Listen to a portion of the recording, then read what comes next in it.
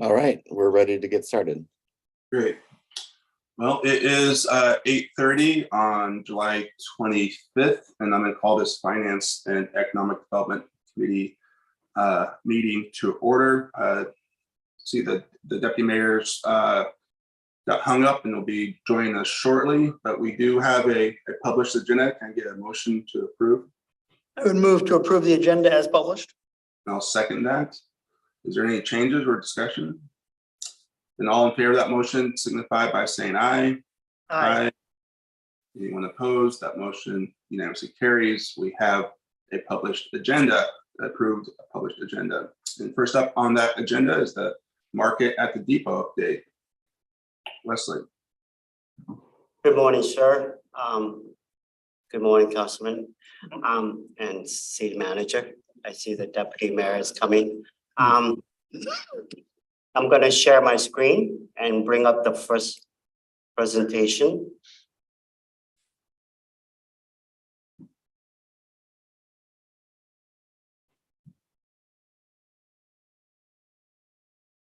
All right, so good morning, Deputy Mayor. So the first presentation I'm going to do is the Market at the Depot. So back in January 2023, sorry, this year, staff presented a vision for the 2023 Market at the Depot. So I'm here now just to brief on the status, particularly the Sunday market. The goal of these market event is to continue making Lacey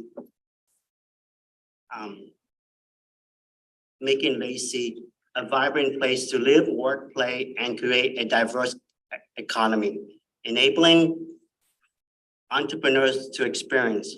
The Lacey Depot Market and Food Truck Plaza will provide a cultural, recreational, and culinary experience to the community while supporting local businesses grow and expand their market. So for the calendar of 2023, for the Sunday market particularly, we scheduled 7 events. So we just on Sunday completed our 4th event. And so total we have 4 completed for the Sunday market. We have 3 completed for the first Friday market. The last event is October 22nd, and based on last year's number, they are still going to go with a Halloween theme. And last year's number, I think, was like over 2,000 folks that attended the event. So they're hoping for about the same amount. They're going to do a kid custom contest, pet costume contest to make it festive event for the community.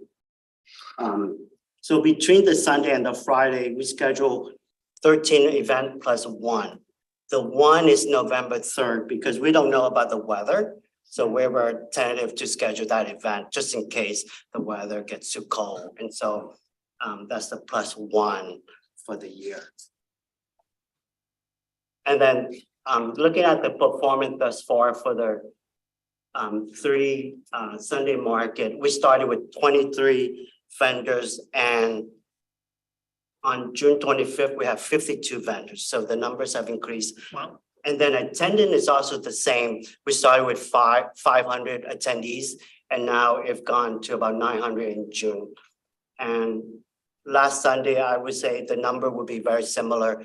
One of the biggest attraction have been the foam cannon. So the kids love the foam cannon. They shoot the foam cannon out. Kids run into it and have a great time. Last Sunday, I had to do a toilet paper run because they ran out of toilet paper to clean the kids, all the bubble off the kids. So that was fun to see. And then this is just a quote from one of the food truck vendors that she's a first-time entrepreneur, military spouse, and this is her first business opportunities. And the Lacey Food Truck Depot is her first location, and she loved it. What's interesting, as a secondary result is that not only it created a job for her, but also she employed 2 other people. So it created 3 jobs out of these opportunities. And then her husband, when he's not at JBLM, comes over and help her get the supply to the trucks and that sort of thing. So it's been a really great experience for her, and she really appreciates the opportunity to be able to sell her Filipino food and share her culture with the community there. And these are just some of the pictures of the events. So they set it up like this. And then this is the food trucks that are there. Consistently, we have 6 food trucks now. Every park there pretty much regularly. And so they are there. And you know, they open from 4 to 5 days a week, depending on their schedule, but usually they open at least 4 days a week. And then that's the phone picture to the right there of the kids playing the phone cannon. We have entertainment right there on the left side. We're live musicians, so make the environment very festive. We thank the park and Public Works for setting up that overhead light last year for us. It really added a lot of ambiance to the area, especially if you drive there at nighttime. It lit up. It's pretty nice. And so a few observations we took from the market so far. We have successfully assisted over 100 local micro businesses and nonprofit in growing their market reach. The food trucks have seen a significant increase in business during these markets, and some of them sold out before the market ends. So, like I said, 12 to 4, they sold out by 3 o'clock. They sold out of stuff. We have been able to provide enrichment to the families through quality entertainment, art projects, and kids activities, as well as one of the market, they had a Timberline Library band that was there, so providing other types of entertainment for kids as well. And so they're looking forward to continue working on the last 3 more events and close out and making Lacey Depot District a destination place for folks to come and attend. So that's my briefing on the market events. I can tell you, I've spoken to a couple of the food vendors that own the food trucks, and they love the events. They said not only is it bringing a lot of business the days of the events, but it's getting their name out there a lot more, and it's helping their business all the other, the rest of the time too, because people then know they're there and they're coming back, during the week and that kind of stuff. So that part's been very successful for them. Stop share. So my question is, are we going to continue to see food trucks at the depot through the winter? Yes, sir. Great. I will tell you that a couple of them have expressed that is their biggest issue, is they don't have enough business in the winter, or at least last winter. They're hoping this winter will be better because they're, more people have been there and stuff, but they do struggle with paying people to man those food trucks in the winter. There was a time when we were talking about the gray water issue for that area and how we were going to potentially assist in that area. Have we picked that up? And we have looked into a couple of different options. Of course, we looked into an option for extending a sewer lateral to the future museum location, but that was a very large capital expense at this point in time. I'm not sure when the actual museum will be built. The other option was to look at some temporary holding tanks that we could pump out on a regular basis. And we were trying to work with Thurston County Health Department, and they have not approved that approach yet because they are concerned about temporary versus a permanent setup and what that looks like. So we're going to continue to have those conversations going into next year. One of the things that we want to do with this is just kind of a mid-year here's where things are, what's happening, what's coming up for the season. But we'd like to also take an opportunity once the season concludes in November to write up a report of the successes of the market, what we've learned, best practice and gearing up for next year. And all out of that, we want to try to get some vendor and food truck survey responses to kind of get their thoughts and opinions, so we can kind of bundle it up and give a final presentation, end of year presentation to the council in preparation for what we may need to do for setting up for next year. But we'll continue to look at that gray water issue. Yeah. Thanks. So next up is the Lacey Makerspace update.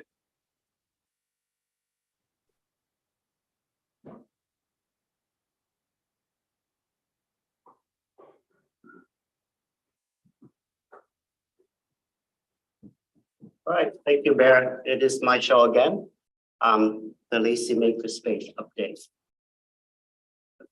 So in the last 3 years, we received about 2 million from the federal government to expand the project. So on the presentation are two types of grant that we received. I'll go in depth in each of the grant. So for the first is that equipment grant.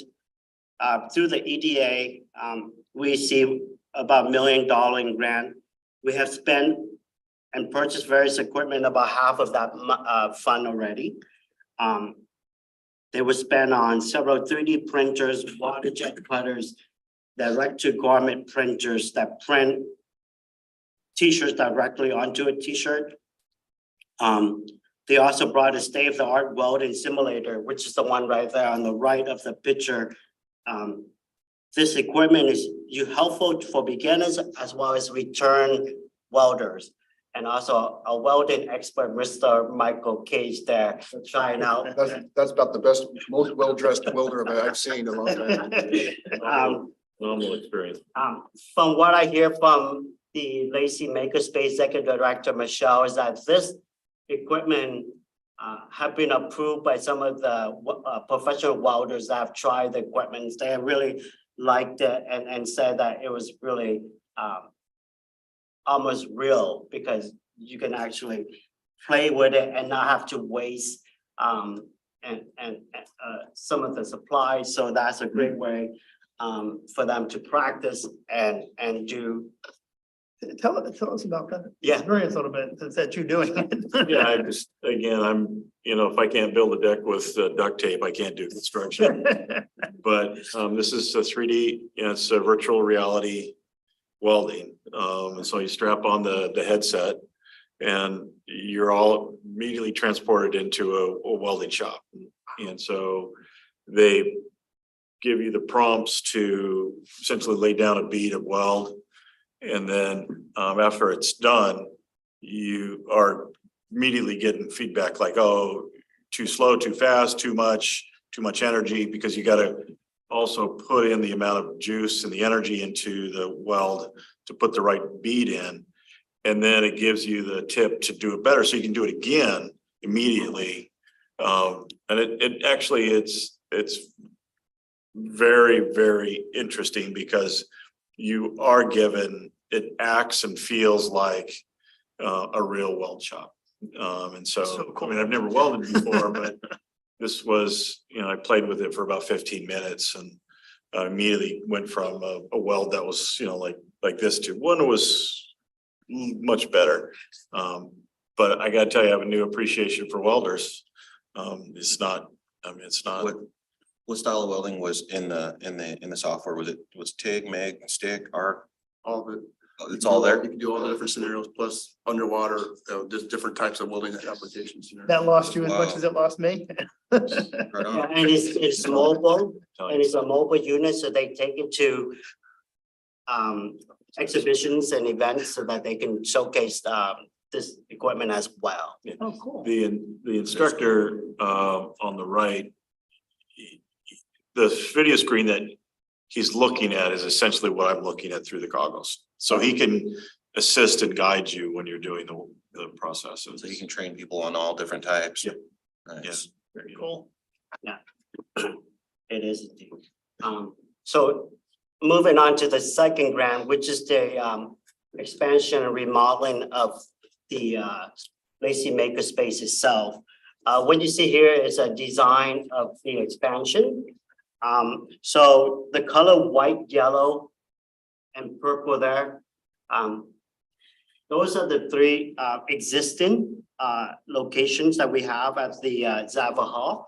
The white is the entry greeting area with the makeshift office in the toward the right of the entry. And then the yellow section is currently housing our original equipment like woodworking, electronics, welding. And then the new section in the back, the purple section there, or dark blue, house all of our new equipment, the 3D printers, using carbon fiber resins and all that stuff are housed there. Print to garment printers back there. Water jet print cutters are back there as well. The green and sort of tan orange yellow, that's the new section that will be part of the remodeling component. The blue section is also part of the new one, but it's phase 2. It's not funded by this $1 million gift from the federal government, but it will be phase 2, and that's to come in the future. So in total, the current footprint it's currently at about 3,500. And when it all said and done with the renovation and expansion, we're looking at about under 10,000 square foot for the whole facility. That includes phase 2? No, yes, so that includes all of the one on the picture there. When we started up the makerspace, it was just in the yellow and white sections. Right. And then as the facilities department for St. Martin's University moved out, we were able to expand in that dark purple. And then of Right. course, as Wesley mentioned, that light blue or area to the left, that'd be a physical expansion future. But it's a really nice, going to be a really nice layout. It's going to be really beneficial once it's all said and done because we can accommodate the rest of the EDA equipment that we were able to purchase the grant. Create classroom space, which is going to be key for having training curriculum and programs, partnerships with other partners that Wesley will talk about a little bit.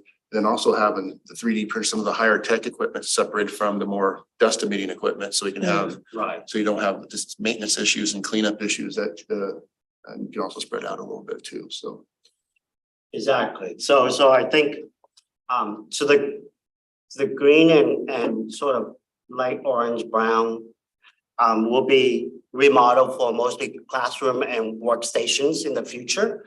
And not only that, the expansion is not only working on the physical aspect, but also they're looking at airflow, water, electricities, more data to the facilities for better communication data. And so all that will be encompassed in this remodeling and expansion of that space. And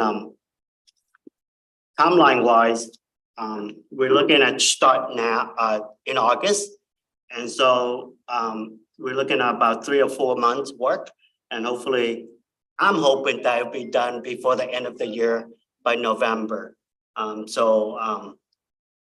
That's the initial timeline right now. It's been pushed back a little bit, but the work and the companies that we have retained for the design and the construction has already been finalized, and the permits have already been approved. So the next part of the presentation is really to talk about the different partnership Lacey Makerspace have been involved in. Staff are talking with local business partners to understand the skill demand and how best to use the Lacey Makerspace to upskill employees and also the community. Local agencies, particularly like the City of Olympia, have asked staff at the Lacey Makerspace to have a presence at the Armory. And so they've been doing a lot of engagement. I visited the Lacey Makerspace in May, I believe, earlier this year. And as I was walking around looking at the different equipment, I noticed teachers and students were working in the back printing t-shirts. There were students and teachers from Avanti School up in Olympia doing their club projects there. So they've been involved with school activities. And then I saw a recent note from the executive director. They are working with JBLM. One of the folks that they are talking with work at JBLM, and they're looking to have a partnership at JBLM as well. So potential partnership there. Again, they also been involved working with the Timberline Library, where they're planning to provide free membership to the library, and then the library can check out those cards to their members so they can come to the Lacey Makerspace to try out the different equipments as well. So that's in a pilot stage right now to see how that will work out. So just like checking out a book, you can check out a membership card to go to Lacey Makerspace to try out the equipment. And then lastly, I wanted to share that, the staff have been working with workforce agency like Pack Mountains and AJAC. Pack Mountain, as you know, is a workforce council here in Thurston County, as well as Mason, Grace Harbor, Pacific, and Lewis. So they're working with them, as well as AJAC, which is a manufacturer trainers. So they train folks to get into the manufacturer sector based out of South Seattle. With them, the staffs are designing a workforce training curriculums in partnership, and AJACs are talking potentially to use the Lacey Makerspace as a training location for all trainings in the region.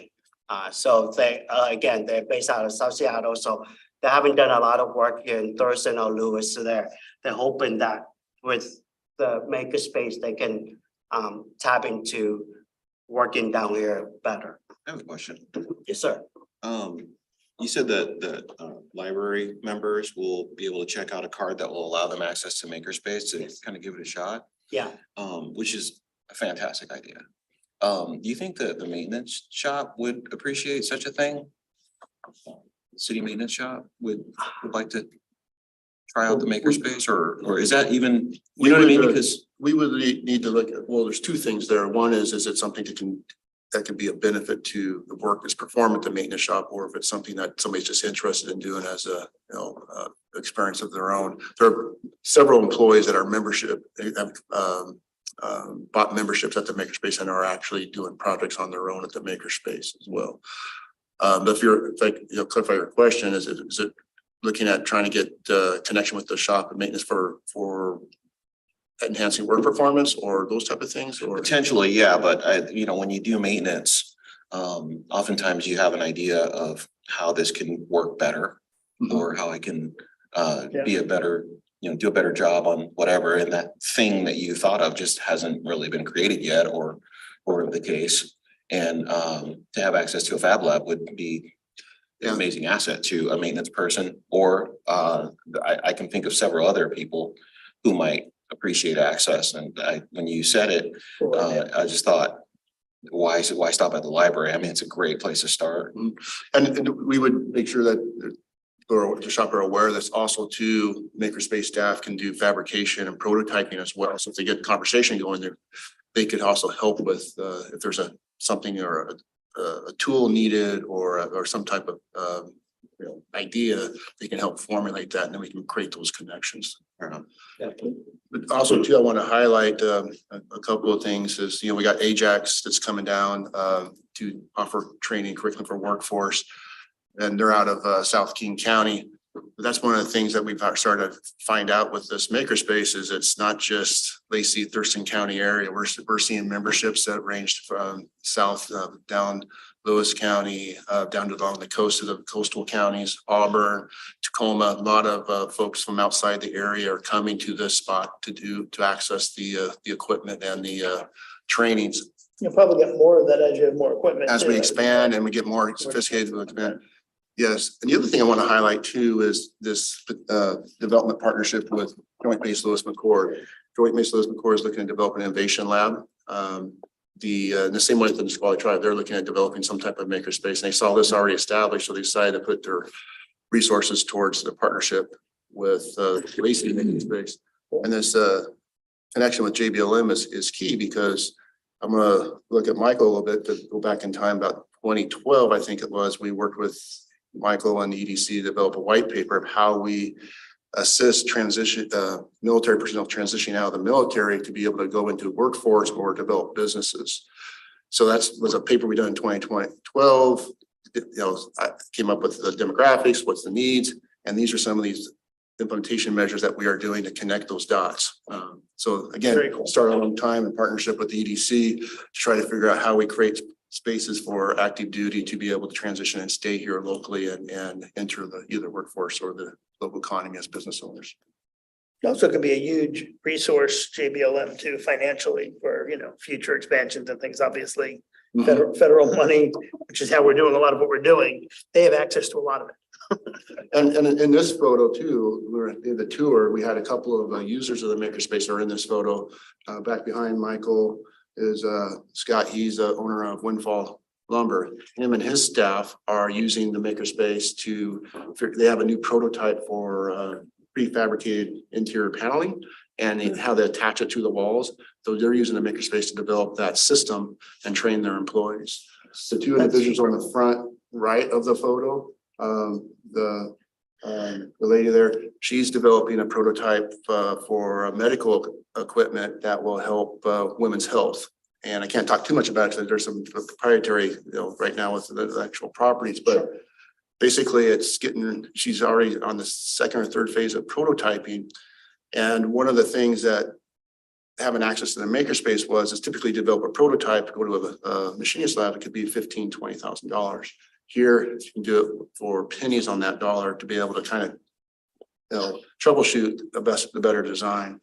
And the gentleman to the right is, he is developing a kit to create pedal bikes into electric bikes. So people can buy that kit and bring that to market as well. So those are some examples too of the entrepreneurial spirit of this space and what the value that provides.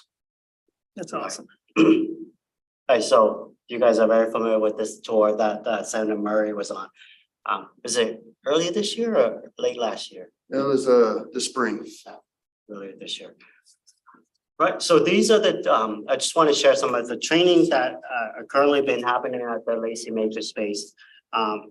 They got 3D modeling, bookbinding, stained glass pattern making, using water jet machines.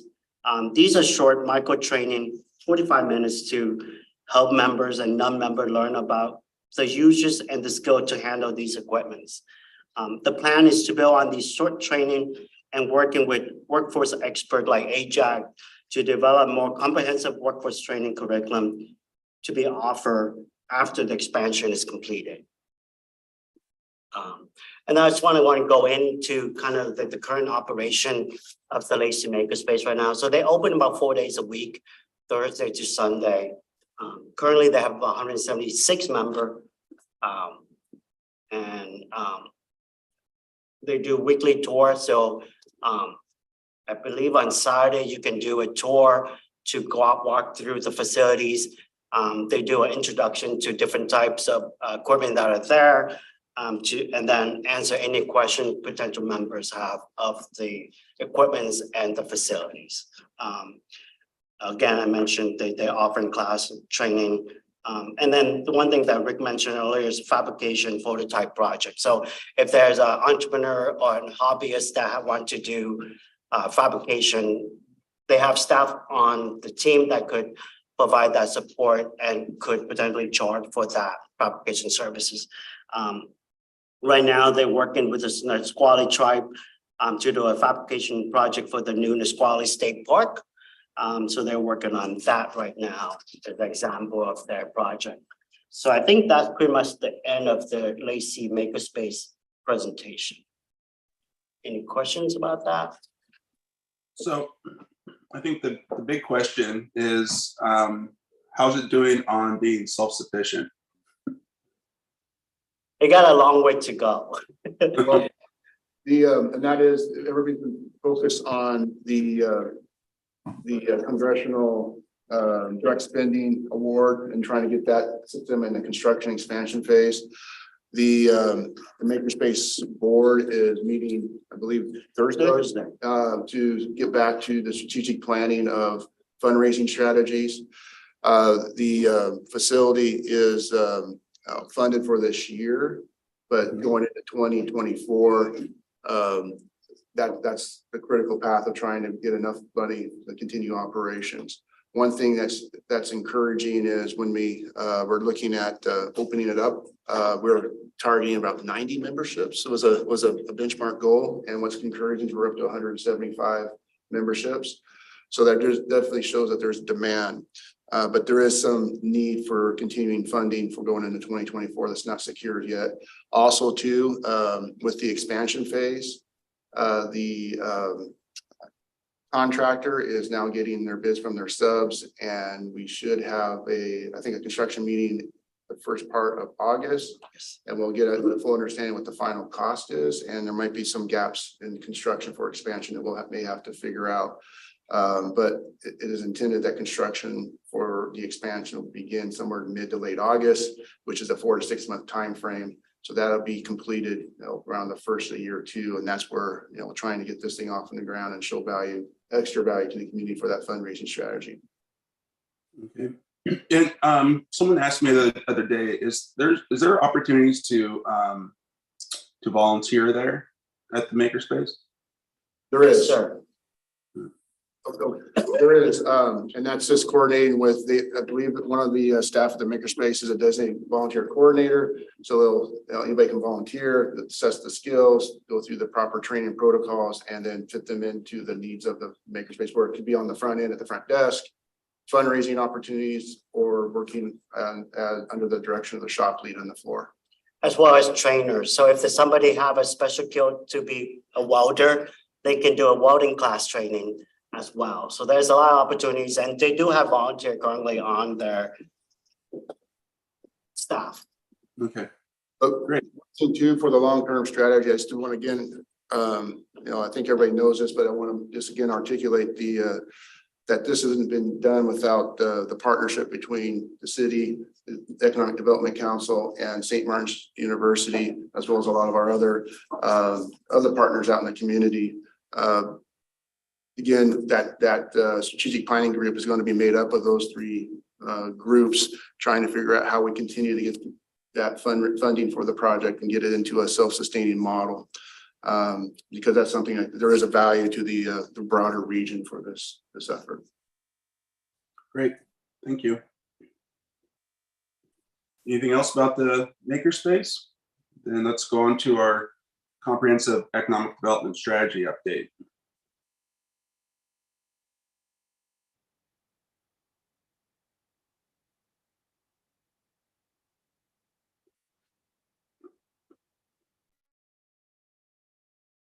Right.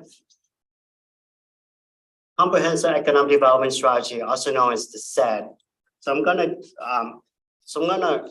This is the agenda for the presentation. It's gonna give you a background, some context setting for the presentation, and then Lacey perspective, and then introduce Michael Page from Thurston EDC, who's gonna be presenting the bulk of the presentation. So that's the plan. So a little bit of background. Back in 2016, we did a comprehensive plan for the city of Lacey. In that plan, particularly the economic development element, we discussed that. And looking at the SWOT analysis, it identified that there's no SET and there's no economic development district or EDD. So that is considered a weakness in our SWOT analysis in the plan. In fact, I was being informed by city staff that the discussion for advocating a SET can be traced back to 2014. By city staffs and leadership have been advocating for a SET. And so it is in the comprehensive planning 2016. And it also exists in the goals and policies of that plan. So if you look at the goal 3, I don't want to read all that, but I want to read the policy B, which is to work with the EDC and other partners to determine what opportunities, if any, there is missing due to lack of a SET. LACC will work with partners to develop a SET if appropriate. So that's why we're here, because we are at that point where a SET has been working on right now. thank you for the leadership of Michael Kay and the EDC. And so he's gonna share a little bit more about that in a minute. So why is it important for Lacey to be involved in the SED or the EDD? These are the three items I see is important for Lacey to engage. The SED is a key component in establishing and maintaining a robust economic ecosystem by helping build a regional capacity that contribute to economic community success.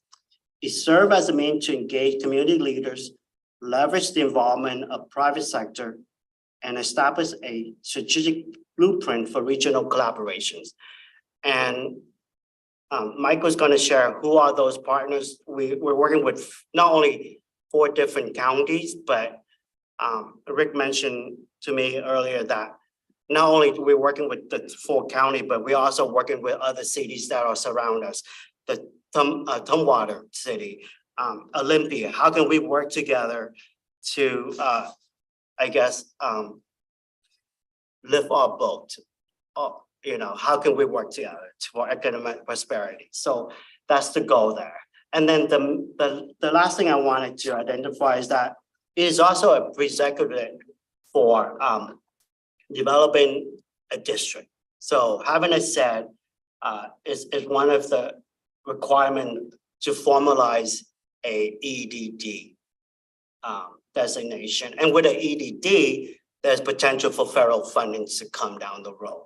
An example is that when we submit the equipment grant for the Lacey Makerspace, one of the requirements was that you need to have a SED. And because of it was a COVID funded, we were able to sidestep that by providing a different type of economic alliance strategies that we had. So that was in lieu of the SED. So that's a requirement that for federal funding in the future, having a SED is an amazing tool for us to tap into federal funding. And then with that, again, I just want to introduce Michael Kay, who's the executive director. He's going to share the SED development and then a little bit about the EDD partnerships that we have with the 4th county. Thank you, Wesley. Yeah, if you can go ahead and bring up my slide. This actually is an interesting day for me to be here, just hearing the conversations about, first of all, the food truck court and the makerspace. I can't draw a line between this conversation and the food court, not yet. But when you start bringing up the ideas of, you had the question of how are you going to deal with the gray water? And city manager brought up the notion of a lateral towards the sewer. Well, that's an economic development project. It's an EDA project. You can get some funding through that. So we can't draw that line yet, but think in terms of how we might. The other thing is with the Lacey Makerspace, I do draw a line between this conversation and Lacey Makerspace and how we go about it, go about funding those. Go ahead and go to the next slide. So what I want to talk to you a little bit about is we don't have an economic development district in the region. Why not? We'll talk a little bit about that. I want to talk a little bit about the components to get to a district. One of those is, as Wesley mentioned, is the Community Economic Development Strategy, or CEDS. And then what does it mean for us to have an economic development district that is functioning in this community and this region? And then how the city of Lacey would be able to leverage that for your projects and success. So go backwards in time, that little community up at the north side of that map is Snohomish. I used to work for that Economic Development Council up there. One of the things that I did as a young person, we worked with the Central Puget Sound Economic Development District, and that encompassed counties of Pierce, King, Snohomish, and Kitsap. Worked with them a lot. We did a lot of rural economic development. We did a lot of work on the infrastructure for along the I-5 corridor. Think about the work that we did on the technology corridor in Bothell and a variety of different things. Came to this community in 2004, and I reached out to the Economic Development Administration and said, hey, who's our SEDS, or who is our economic development districts? Do you have one? Thurston County was one of 2 or 3 counties at that time without an economic development district. One is Walla Walla. And so I called the folks at Walla, what the heck? And they said, well, when these things were being formed, we didn't feel like we needed one. we had the penitentiary, and we thought that's our ticket, right? And so the only thing I can think of is the reason why Thurston County was not pursuing a district when they were formed in the late '60s, early '70s, is that we had state government, and we also had Fort Lewis, and those were our levelers. Fast forward to where we are now is that, yeah, we do need an economic development district. We are missing and being bypassed for a lot of different opportunities and funds. Technically, when we applied or you applied for the grant from the EDA for the Lacey Makerspace, we were able to bypass the notion that we didn't have a district because of a variety of different things, emergency, but also there were some other things that we had done on a regional basis that we allowed us to bypass us. If we had a district and a SEDS that was identified, that would have been an easy entree into the process. So if you go to the next slide. So the idea is that we want to create a district. I'm sorry, if you go back to the other slide, I'm sorry, Wesley, if you go back to the notion that to create a district, you cannot create your own district. Thurston County can't have the economic development district of Thurston County. You can't have it. You have to have a regional approach, and you have to have other communities and other counties to approach. Those 3 counties that are a part of that region, Mason, Grace Harbor, Pacific, had a district. It was called Columbia Pacific Economic Development District, and it was a dysfunctional activity. And that they decided to essentially put that district into abeyance, essentially, and they actually made a motion, the board made a motion to disband that district until a future time. And I popped up and said, geez, we'd like to have one. You have to be invited into a district. And so I said, let's take a hold of, they transferred that, basically that caretaking of that thing that was just a little seed, but not necessarily growing, over to our organization. And we've been kind of paying the maintenance on that since that district disbanded about 6 years ago. So the idea is that I want to reconstitute that district with those 3 other counties to make the 4 district. Really would be cool if you had Lewis County as the 5th, because that's the Pacific Mountain Workforce Development Council, and there's a certain synergy with that overlay, but we'll get there. But right now, we're going to focus on this. Lewis County is on another district. I was gonna say, they already belong to another one. Yeah, they're Clark County area. yeah, they're Lewis, Cowlitz, and Clark. Actually, Clark broke away, and they are across the river with there you go. So right now, Lewis, Cowlitz, and Wakahikum. And we think that we've been approached by the leadership in Lewis about, hey, can you do this? I said, yeah, we could, but let's get our ducks in a row. Then let's get us established. So right now, that's where we're working. Go ahead. Thank you. 380 districts nationwide. Wesley was very astute. He says, to form a district, you have to have a community economic development strategy, the SEDS.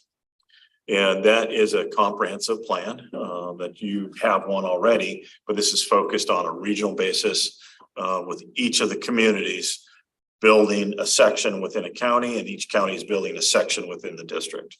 So if you can see, this process that we're undertaking here is happening in Shelton, it's happening in Grace Harbor, it's happening in Pacific County. And so we're moving forward with that. And we'll have a document, have a draft. If you want to read a 175-page planning document, send it over to you and have at it, right? Wesley will get that this afternoon, and he's going to take a look at it. He's been providing input. He and Rick have been providing input into that already. And so we think we'll have that done in October-ish. We received a planning grant through the EDA to do this work. We've hired a consultant to kind of do that work. So it's not all a sweat equity, but there's a consultant that's working with us to do that. Top priorities for an economic development district really is on the notion of jobs. Jobs. You want to retain jobs, you want to create jobs, and you want to induce private investment. Most projects, if you're going to go after grant, is a 50% match. The key here is that without a district, you're not in the game. You're in the game, but you're kind of on the bench. A couple of years ago, we went after a number of agriculture grants in rural South Thurston County, and we just were not competitive enough because we didn't have a district. to get us into those points where we would get those funds. You So think we you would really have had if to you get- had the district? Oh, yeah. Yeah. Oh, yeah. Man, it would have been, it would have been great. Go ahead. So the idea is, without the designation, only distressed areas are eligible. And Thurston County is one of those counties that it's not urban. Yeah. No, excuse me, it's not rural, it's not really urban, and it's not distressed. So we're not really eligible for a lot of different funds, but if we combine with those three other counties, the district will definitely be eligible for a lot of these funds. Increased competitiveness and access to. These are the access to. So public works grants, economic adjustment, build to scale, partnership, disaster recovery. One of the last projects I worked on in Snohomish was, unfortunately, it was a disaster plan for the community of Darrington. And you remember that very tragic slide in Oso.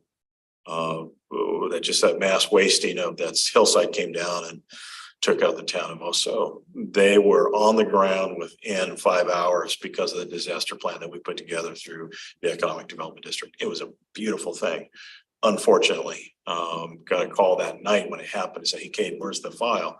File is in over here, and this is where you access it. And they immediately put in place. That's the things you can do with this. Go ahead.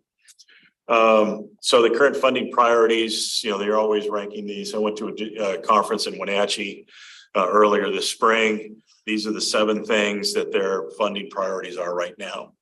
So if you look at this, this is all about building a quality economy and an equitable economy, an inclusive economy. It's about jobs, really. It's interesting if you go back and read, if you spend some time, go back to the original language that was created in '68 when the federal government created the Economic Development Administration that created the Economic Development District program. They used words like sustainable, equitable economy. It was really interesting because we're just now using these words and we're just trying to define these words, but I gotta tell you, somebody at the EDA was thinking really far in the future, and it's pretty cool to see that really coming to fruition now.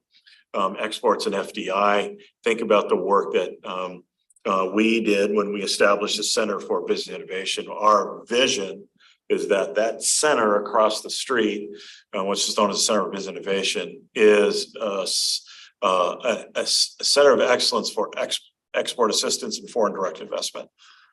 These are things that we can do now a little bit more robustly. Thank you, Wesley. Eligible projects, these are mostly capital in nature. The bottom one, revolving loan funds. One of the things that Wesley's been picking at me and kind of reminding me and kind of joining in the conversation is about how do we fund businesses and how do we fund those startups? We don't have a revolving loan fund. We'd certainly like to have one, but these are the types of things that we already do huge amounts of technical assistance, planning, and planning is happening, construction. There you go. That's the hit. Go ahead. So other things to know. This essentially is, I know there's a lot of acronyms here: EDC, EDA, EDD, SEDS, CEDS.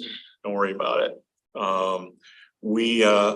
But we do need to essentially create an economic development district. That's essentially a nonprofit organization that's going to steward this thing. It's going to be the home for these dollars, these grant applications, and the activities. That's going to make sure that SEDS is in keeping with what you want as a city as part of that SEDS, because it does have to be updated every 5 years. 5 years. Thank you. So we do have to update it every 5 years. Would that be housed within the EDC then? Where do you want it housed? That's where we're at right now. Okay. Because we candidly, probably on the air here. I do not want it, even if we're on air. You are. I do not want it back where it was. And it was housed down at Grace Harbor, Council of Governments, and they basically said, we don't want this anymore. Yeah, then it shouldn't be. there. And we want it to be truly an economic development tool. It's a leverage tool. So we've been talking to my board for a while, and this has kind of been on our back burner for a while. It just pandemic hit, and what are you going to do? But we think it should be housed at the Economic Development Council of Thurston County. Absolutely. We have the resources for it. We have the in-kind match. We have the background. We want to incubate it, similar as that we're incubating the makerspace. Think in those terms. And as we were talking about this several years ago about these needs and moving it forward, that's one of the things we want to make sure that if we join this ED, Economic Development District, how do we make sure that it continues to operate and Yeah. function? And And not that's go why by we the were wayside looking at again. the EDC to see if they would be able to do that.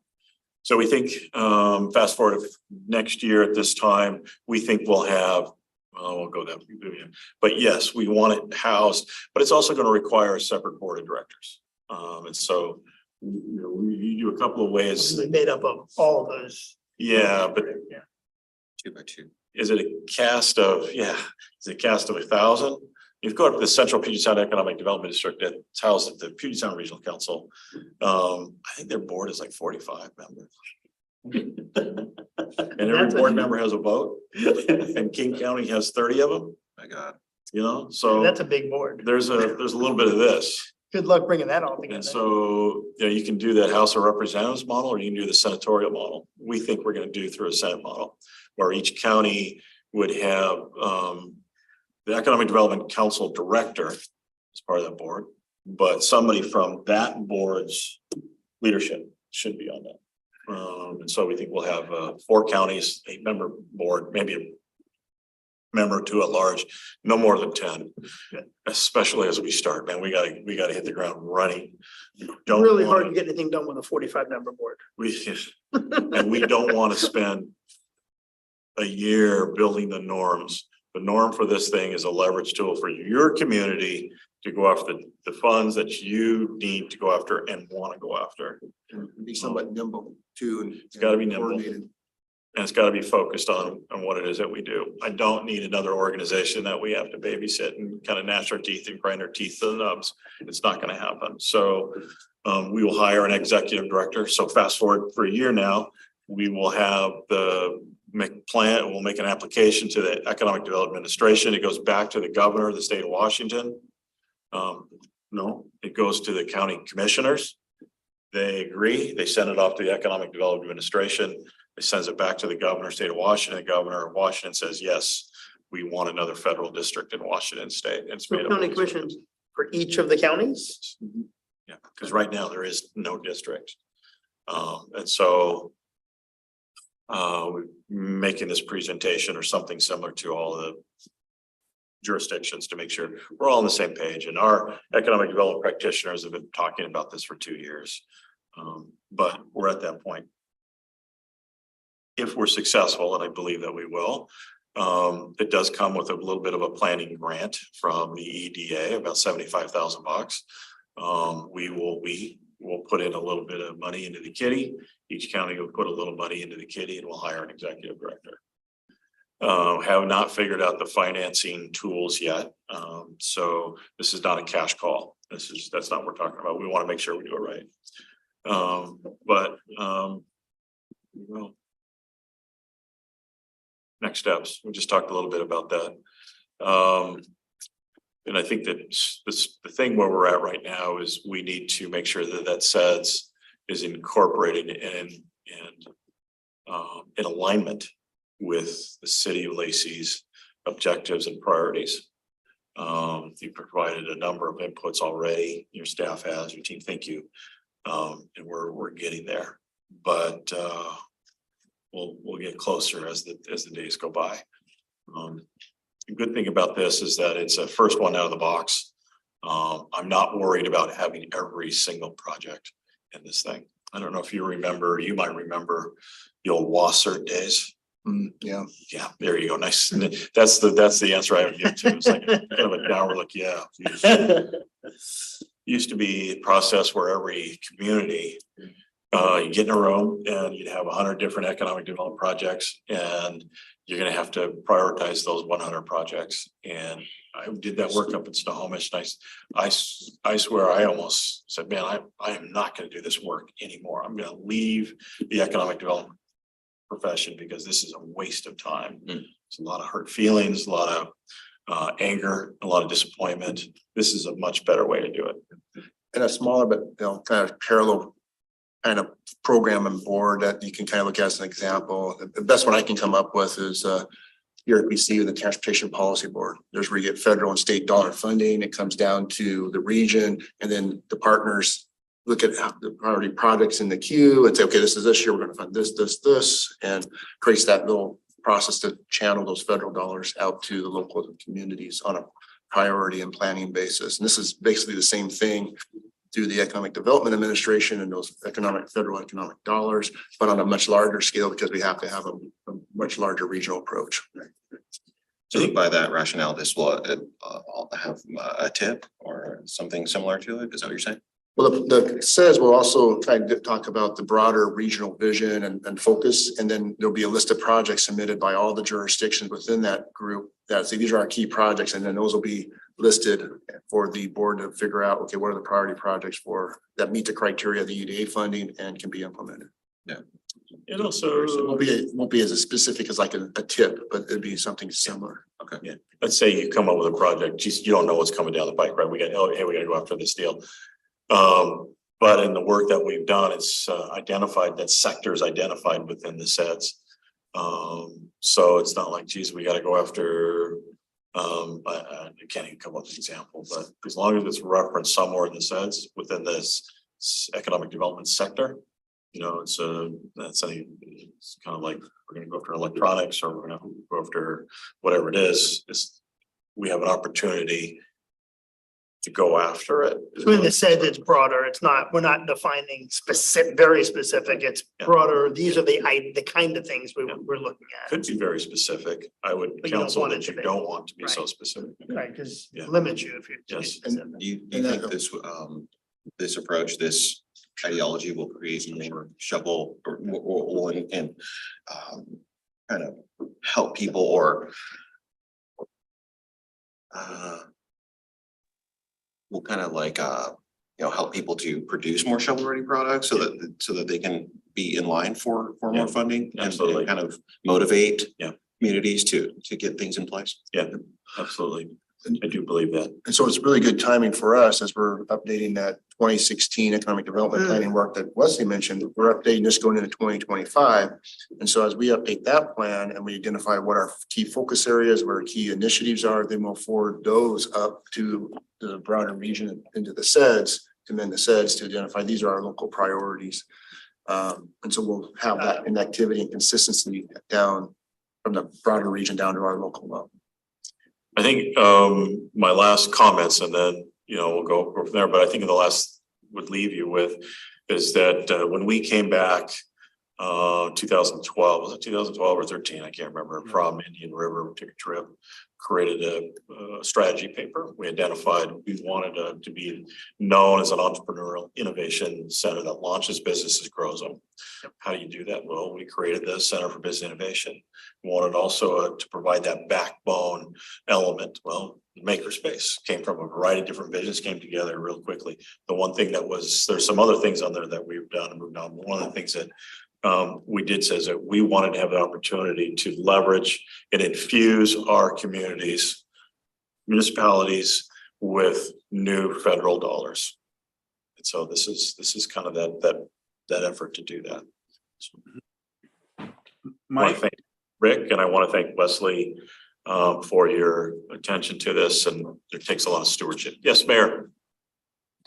do we have to include all the other counties? Is it all or nothing? Yes, you do. You cannot have a county only economic development district.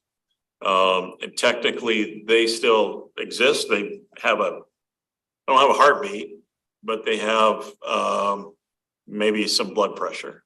Sorry, bad analogy. And so you have to be invited into a district to do this work. And so technically the machination is that we'll stand up through the SEDS, the old district, and then part of that application will be a notion from those three counties that we invite Thurston into the game. I've been very upfront with those three counties, their commissioners, and they're all commissions, that says, we will do this work. We, Thurston County, I'll just say, we've done all the work. We've done it all. We're not gonna do this work if we're not getting invited to the party. If you're not gonna invite us to the party, tell me down, we'll go up the street to Seattle, or go south to Lewis County. This is the best thing for us. Then they all agreed that, yes, please do the work. We want you to do the work. And we're okay. But it sounds like you're in a position that they really can't do it without Thurston County because they haven't. I mean, they basically put it in abeyance, right? They're not doing anything. So they need someone to take the lead because they don't want to. And the EDA is a really good question, Mayor. The other thing is the EDA wants us to do this work. They want a district in this part of Washington State. And so they have been working with us on a technical basis to essentially, how do I write the grant to get this thing funded? And they've been very helpful to that. So the grant is in our name, the current grant is in our name, the Thurston Economic Development Council. I'm paying all the bills, I'm making all the reports. I was like, shit, but it's gotta be done. Yeah. So, yeah.